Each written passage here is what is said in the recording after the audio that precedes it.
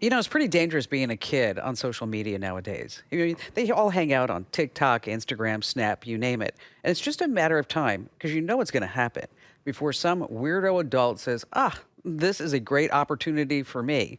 Well, there are some people in the world that are helping to combat this. And one of them is joining us right now. Her name is Roo Powell.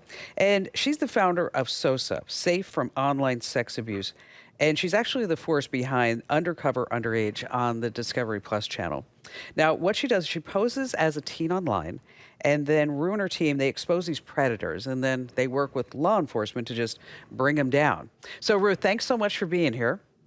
Thank you for having me. So, when was the first time that you posed as a teen online? So I was working at a tech company over 5 years ago now, and I really wanted to demonstrate the ubiquity of online predation. So my team, we put together a fake teenager, put her online so we could demonstrate what happens when a kid goes online. We ended up getting an influx of messages, and I ended up writing about it. And just because I wanted to share with parents what can happen online. One of those people that reached out, that ended up turning into a federal case. And at some point, I decided this is something that I wanted to do. I really wanted to focus on what's happening online, which is the abuse and exploitation of children. So, how long did it take before that guy approached you the first time online? Gosh, I mean, I say this and I scare parents all the time, but I say, give me your phone and I'll find someone for you in 30 seconds. Oh, It wow. does not take long at all. We post a new picture, or we put a kid online, or we drop a kid in a chat room, and the messages come in right away. Now, there's some thought that I'm sure somebody's listening right now or watching, they're saying, like, well, because you're baiting them. But you're not baiting them. You're just posting what a normal kid would, right? Yeah, and in fact, I mean, there are these vigilante groups out there, and I understand the impetus behind them, or why they want to do that, right? They're trying to protect kids. But we are very specific and strict about how we go about this. So we're working with law enforcement from the outset. We meet with the district attorney's office. We know the requirements for prosecution. We know the rules of engagement. We do very good evidence collection. So when we do this, we're not just doing this willy-nilly because we're trying to find some bad guy online. It is a very specific operation that we're doing in conjunction with law enforcement in order to identify these bad actors or people that would harm kids in the community. So tell me about one case. Sure. Well, so yes, it is correct that sometimes I pose as somebody who's underage, but we also have other people on our team that pose as decoys.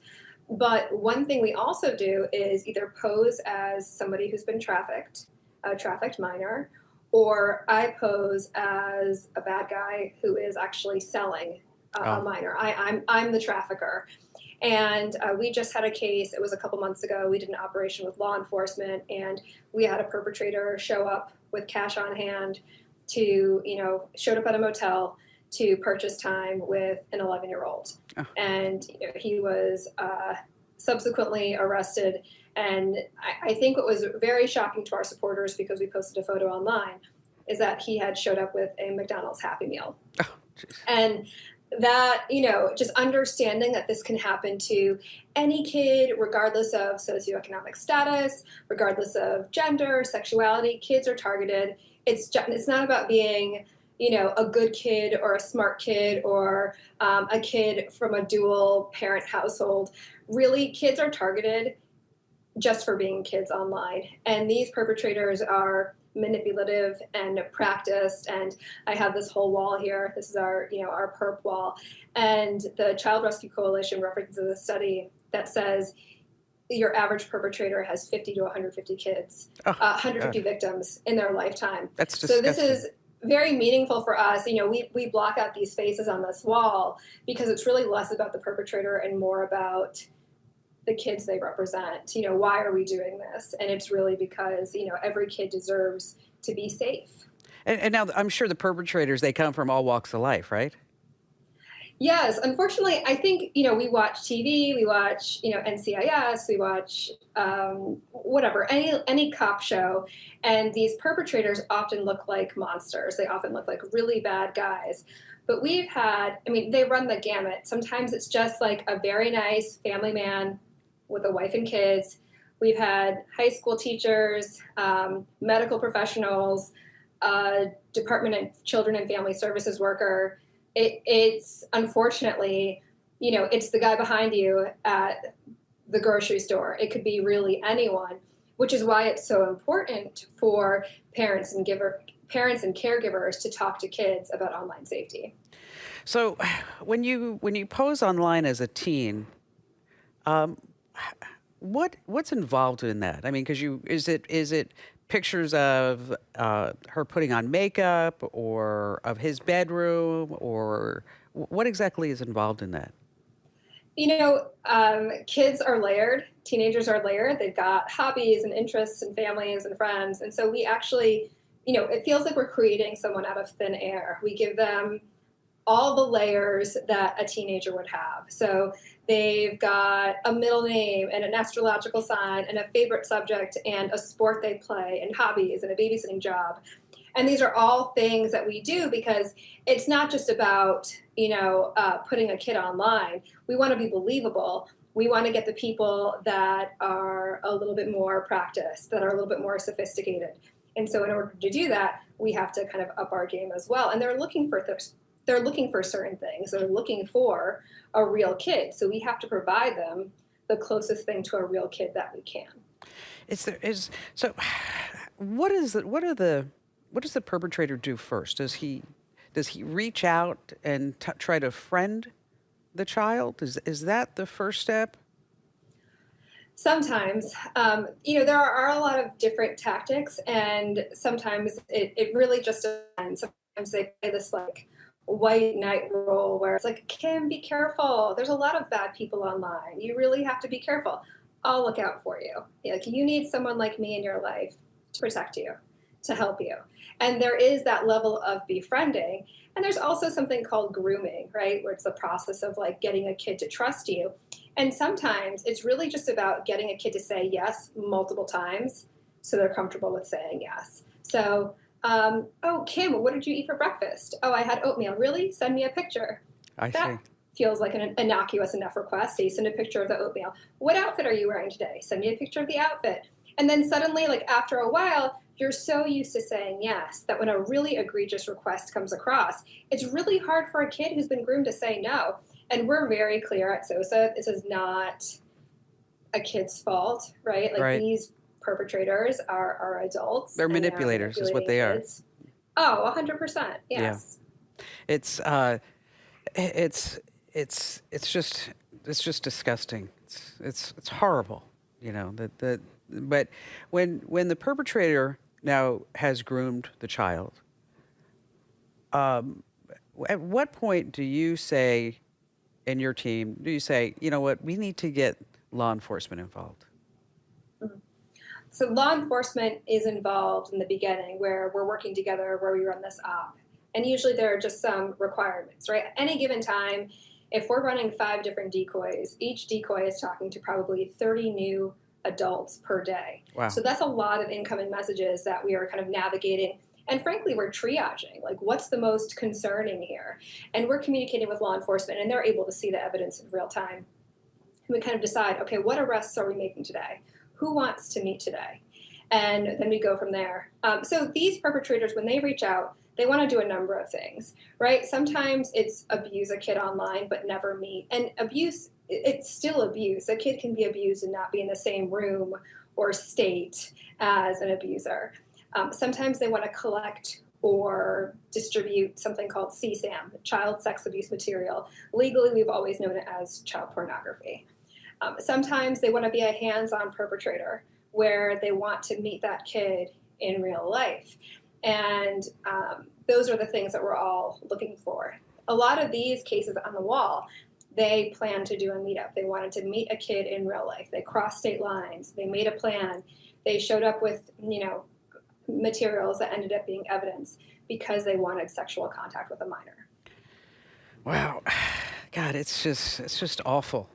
It's just disgusting. I mean, and you're doing such great work. Um, how are you using AI, or how is AI changing your job? AI is interesting because it feels like the Wild West, right? There's a lot of things that are happening, and it's not quite regulated yet. What we do find are people who are interested in collecting CSAM are also, there's now this AI generated CSAM, which is definitely problematic. And our work, we're not necessarily using it in order to communicate with perpetrators. Sometimes we'll use it when it comes to editing images because, you know, we're not teenagers. We would never put a real kid online, so we have to de-age ourselves. Yeah, AI is interesting, and it's also really interesting that all of these social media companies are intent on using AI when it feels like maybe they should spend that time and effort in Yeah, for sure. shoring up the security, the trust and safety portion of their apps. Yeah, because basically, a kid goes online, signs up for an account, checks a box, says they're 13 or over, right? And they're not. Yeah, kids can do math, right? It's very easy to figure out how old 18 is.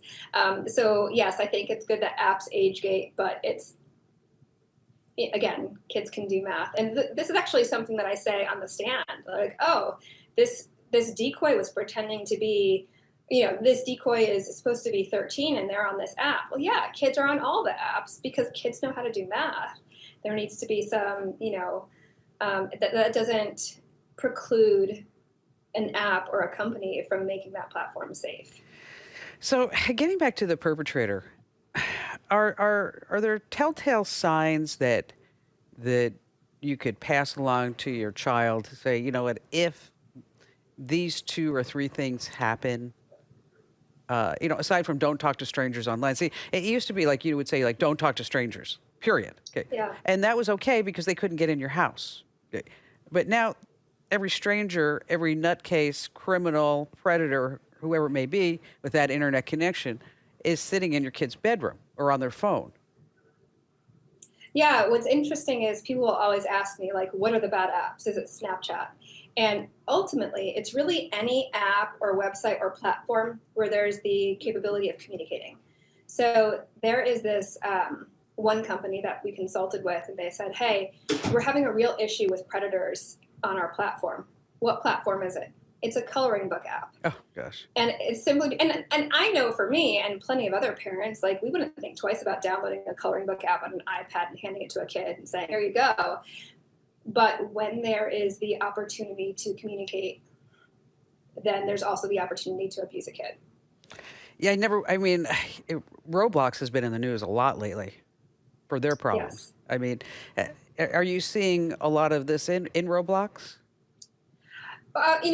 There are lots of different platforms that reach lots of different kids. And I would say that as long as there's the opportunity to communicate. So I'll give you an example, like the whole stranger thing. When we were kids, it was like if a guy comes up to you and says, hey, little girl, I lost my puppies. Can you help me find them? We knew that could potentially be a bad guy. Online, it's like, hey, do you have Discord? Do you have Snap? Do you have whatever? Because I just got some cute puppies. I'd love to show you pictures of them. And maybe they'll start on Roblox or another game, pardon me, but they'll move to another platform so they can have those communications. And that is one way they do that. So, I tell kids, it's not enough to say don't talk to strangers because people make internet friends, right? Yeah. So it's really more about here are some tactics. What are some things you can do? When do you raise your hand and tell someone something seems a little weird? When do they raise their hand? That's a good question. I mean, I have kids, and I say, you have to trust your gut. If something feels a little off or Right. feels a little yuck, it's probably because it is, and that's okay. And I'll tell you to their credit, my kids will raise their hands on things that end up being super benign, but I'm so glad they did. Like, oh, actually, it turns out this was a wrong number. But that's okay. I'm so glad you told me. And that's it, is to have that open communication. When my son was little, I used the word, if you ever feel like something's uncomfortable, you know.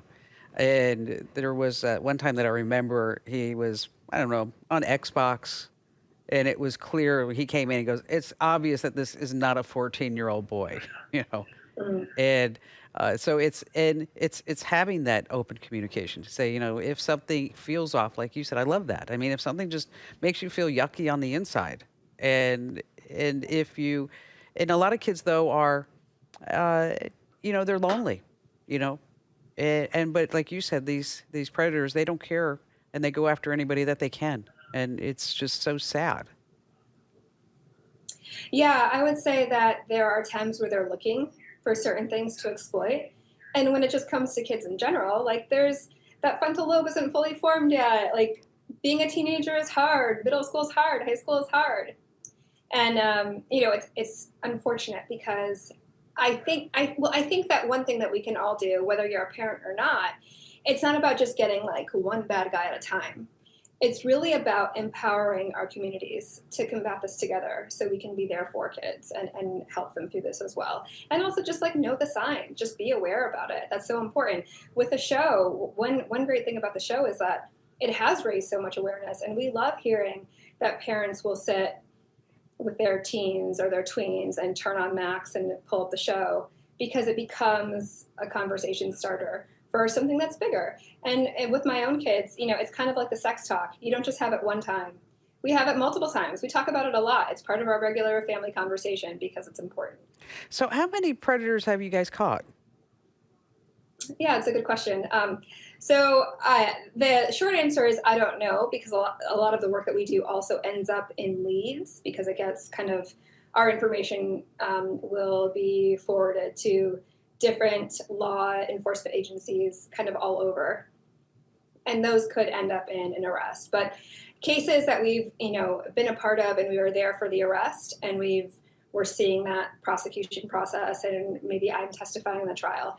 We're north of 70 now. It's awesome. That's fabulous. It's Thank you. congratulations. I mean, it's such impactful work that you're doing, and you are making a difference. And you don't know how many kids that you have saved. You don't know how many parents that have said you have talked to their kids about, said, this is stranger danger on steroids. I mean, this is what we need to talk about. I know it's something that you don't want to talk about, but it's something that we need to talk about if you're going to be online, because you can't watch the kids 24/7 on the internet. I mean, let me tell you, I get the calls probably once every week on the show where some parent says, I want to be able to lock down the internet so that they can't go X, Y, or Z. Okay. Um, they're going to get around it. They will. They will figure a way around it. So just to like lock the doors and not have communication and not talking to them about anything just does not make sense. I mean, yeah, parental controls are great and you should turn them on, but don't think that now you can just close the door and you don't have to worry about anything. Well, even in school, they're issued laptops in school. They have to use the internet for school. Or we've had it where a parent will say, hey, we don't even have phones or tablets, but my kid went over her friend's house and this is what happened. So just having that basic understanding and knowledge and being aware, I think is really important, irrespective of like anyone's parenting style around devices. Yeah, and then you also have the parents. Like I have a family member who his daughter's 15 and will not give her a phone. Mm. And so what she does is she uses her dad's phone. And, as I explained to him, I said, this, I'm not judging you as a parent, but I'm just telling you that I don't know if you're really helping her because you're not teaching her about what life is like when in 2.5 years she's at college. And, we've all had that college friend that was drinking every night because, the parents locked them all down and they were like, whoa, okay, life is fabulous. So, it's hard, to strike that balance. And especially when the element that you're exposing is there every single turn looking for some vulnerability. Yeah. Pardon me. Yes. I love the internet. I think it's great. It's allowing us to communicate. It allows us to research things and get the news and talk to family members and a lot of other things. And so I think it's great that kids can use it to explore hobbies or learn new things. But there's also this portion of it that needs a seatbelt, that needs a warning label, It does. So I think striking a balance is always important. Yeah, it's great. You can read up on such and such, but also just be aware if somebody messages you, here's what could happen, or here's what that might look like. So, um, your website, what kind of resources that you, I'm sorry, pardon me. So, on your website, I'm sure you have a ton of resources. Tell everybody what's out there. Yeah, so on our website, it's sosatogether.org. We do have resources for folks that want to learn more about how to talk to kids or just the facts about online predation. And then also on our Instagram, we share a lot of useful information too, and we're at SOSA Together. And then the show on Discovery. Yeah, so it's called Undercover Underage, and it is streaming on Max. There's 2 seasons.